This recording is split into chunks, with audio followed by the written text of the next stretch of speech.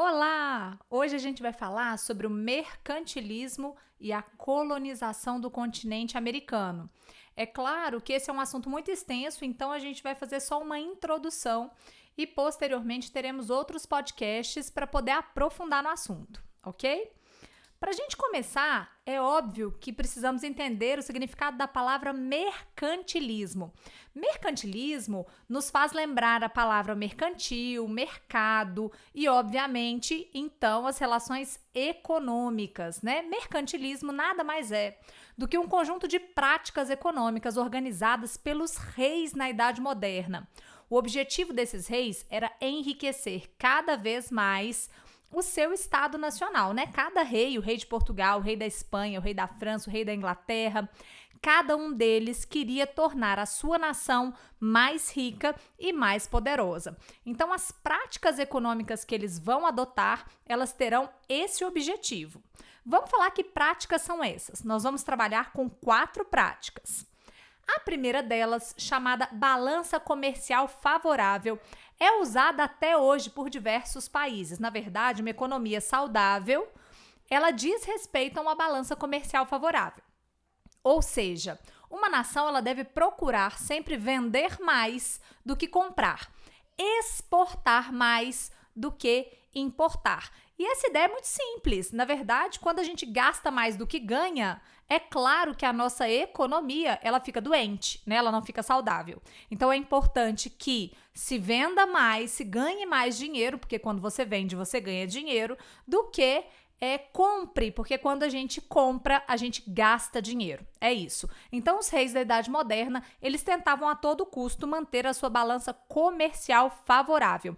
A Inglaterra, por exemplo, era excepcional em conseguir garantir essa balança superavitária, ok? Uma segunda prática mercantilista é o que a gente chama de protecionismo estatal. Nossa, que expressão complicada, professora! É nada, gente, é simples. Protecionismo vem de proteção. Estatal vem de Estado, de governo. Como que a gente protege um governo em termos econômicos, né? Nas relações que esse governo estabelece com outras nações. A gente cobra imposto sobre o produto estrangeiro. Então, o produto que vai ser vendido no meu país e que não foi fabricado aqui, ele vai receber sobre ele uma carga de impostos. Qual que é a ideia? Que ele se torne mais caro e gere receita para o meu estado. Consequentemente, os produtos nacionais vão ter uma saída maior e o estado já terá arrecadado quando esse produto estrangeiro entrar dentro das nossas fronteiras. Então, a ideia ali é a promoção de barreiras comerciais. Hoje em dia, essas barreiras, em parte, são bastante criticadas, mas na Idade Moderna era isso aí, né? Os reis tentavam ao máximo criar barreiras comerciais contra os produtos estrangeiros para garantir a saúde da economia, uma economia, obviamente, muito controlada pelo Estado. Uma terceira prática mercantilista é o que a gente chama de colonialismo. Gente, colonialismo vem da palavra colônia, né? O que é uma colônia? Colônia é uma área de retirada de riquezas, de exploração. É quando uma nação, ela domina uma determinada região que, segundo ela, na verdade, é uma região que não tem dono, é claro que isso é questionável, mas aquela região não tem dono e por isso essa nação domina essa região e começa a explorar, tirar recursos dessa região, né? Então, nós temos aí a prática do colonialismo. Uma das nações que mais praticou o colonialismo foi a nação portuguesa, também a nação espanhola, né? Tá aí nessa mesma direção. Elas dominaram, essas duas nações dominaram boa parte da América, como a gente pode ver nesse mapa, e exploraram exaustivamente essas áreas. O que elas faziam com esses recursos? Levavam para a Europa e tornavam as suas nações cada vez mais ricas e poderosas, né, por consequência. Então, colonialismo é a exploração de áreas para retirada de riquezas. Dentro do colonialismo, pode ser fora também, né? Porque você pode explorar isso dentro do seu território, mas isso foi mais comum no colonialismo. Nós temos uma outra prática, que é a prática que a gente chama de Metalismo. Essa prática do metalismo era o acúmulo de metais preciosos, porque na Idade Moderna, quanto mais metais preciosos uma nação tivesse, mais saudável ela era. Hoje não é bem assim mais, né? Uma economia saudável, ela está mais ligada hoje à sua produção, né? Ao quanto ela produz e que tipo de mercadorias produz e a balança comercial favorável, do que necessariamente a questão dos metais preciosos. Mas lá na Idade Moderna, acumular metais preciosos significava necessariamente estar enriquecendo a sua nação, ok? Agora que nós já vimos as 4 práticas mercantilistas, a gente vai entender um pouquinho agora, bem rasteiro, bem básico, o processo de colonização, o início do processo de colonização aqui na América, né? Então, estamos falando agora do colonialismo, mas vamos para os exemplos práticos. Nós tivemos um processo de colonização que a gente chama de colonização espanhola. Depois vocês podem voltar naquele mapa que estava lá junto com a palavra colonialismo para dar uma olhadinha lá. A Espanha foi a nação que dominou o maior número de territórios aqui na América, né? Ela dominou uma área muito extensa, que ia ali desde da América do Norte, de uma parte da América do Norte, até a pontinha da América do Sul, obviamente passando pela América Central. Então, a Espanha foi a nação que teve mais terras aqui no continente americano, né? E essa colonização foi uma colonização extremamente violenta, principalmente ali no início.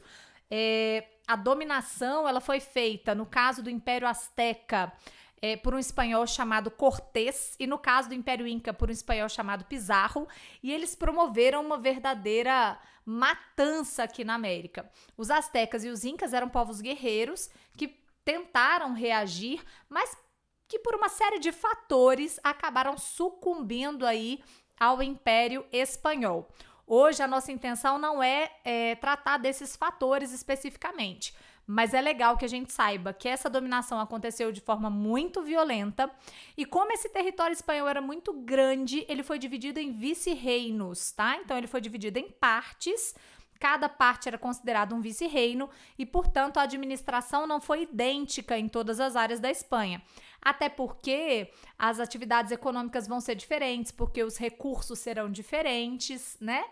Quando a gente pensa na América atual, olha quantos países se originaram aí da América espanhola. A gente tem México, a gente tem Colômbia, Venezuela, Chile, Argentina, Uruguai, Paraguai, Cuba, né? Uma série de nações nasceram aí dessa região colonizada pela Espanha. Temos também a colonização inglesa. A colonização inglesa aconteceu na América do Norte, inicialmente naquela área marcada de vermelho no mapa pequenininho, né? Bem ali no litoral. As 13 colônias inglesas. Gente, essas colônias têm uma característica muito interessante, porque a parte norte dessas colônias, elas não foram colônias de exploração, foram colônias de povoamento, ou seja, os ingleses vieram para cá não necessariamente para explorar essas áreas, mas para construir uma nova pátria, para construir uma nova nação. E é claro que isso influencia até hoje a relação, as relações, né, políticas, sociais e econômicas dentro dos Estados Unidos. A gente também não vai entrar muito em detalhes, mas é muito importante que a gente conheça, que a gente saiba dessa característica da colonização inglesa. A parte oeste, que hoje pertence ali aos Estados Unidos, né, gente? Ela vai ser dominada só após a independência das 13 colônias. E, portanto, a gente não vai falar muito a respeito disso por agora. Com relação à colonização portuguesa, é claro que a gente já tem um pouco mais de conhecimento. Nós sabemos que Portugal colonizou aqui na América o Brasil, que inicialmente não tinha esse tamanho todo, né, o tamanho que o Brasil tem hoje. Era uma região mais restrita, basicamente ali Nordeste e Sudeste. Inicialmente, as relações com os índios foram relações relativamente pacíficas, de escambo, de troca, né, de pau-brasil por objetos europeus, mas posteriormente, quando os portugueses resolvem que vão realmente dominar as terras brasileiras e produzir inicialmente cana-de-açúcar, né, nós já falamos um pouquinho sobre isso, eles vão usar sim de violência contra os índios vão reagir, muitos vão fugir.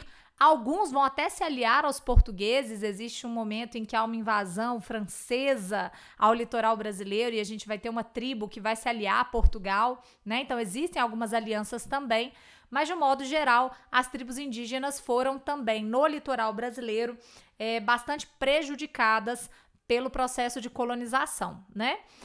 No entanto, a escravidão indígena não foi muito comum aqui no Brasil, diferentemente da América Espanhola, que conseguiu, né? Os espanhóis conseguiram escravizar as populações indígenas. Aqui no Brasil, a escravidão indígena, ela existiu em poucos lugares, assim. Em São Paulo, ela foi um pouco, né? Aconteceu de maneira mais frequente, mas nas outras áreas a escravidão indígena acabou não progredindo. Havia uma ideia absurda dos europeus que os índios eram preguiçosos, né? E o tráfico negreiro, obviamente, era muito lucrativo. Eles acabaram apostando nesse tráfico e trouxeram escravos para cá, né?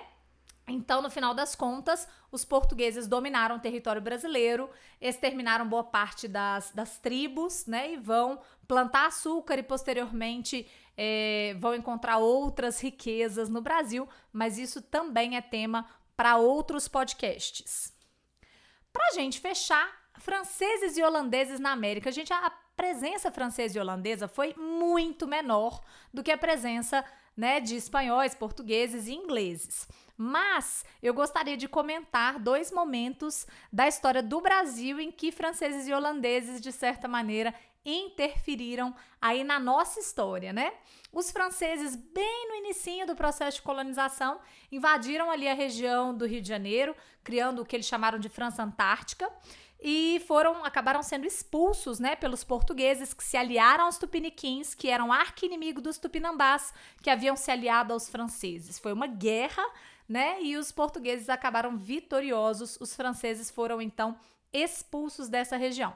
E no caso dos holandeses, bem depois, lá no século XVII, os holandeses invadiram o Nordeste brasileiro, né, a região ali do plantio da cana, permaneceram ali por mais de 2 décadas, né, tanto que Pernambuco, que foi a área que eles invadiram, tem uma identidade diferente do restante do Brasil em certos aspectos, justamente por causa dessa presença holandesa.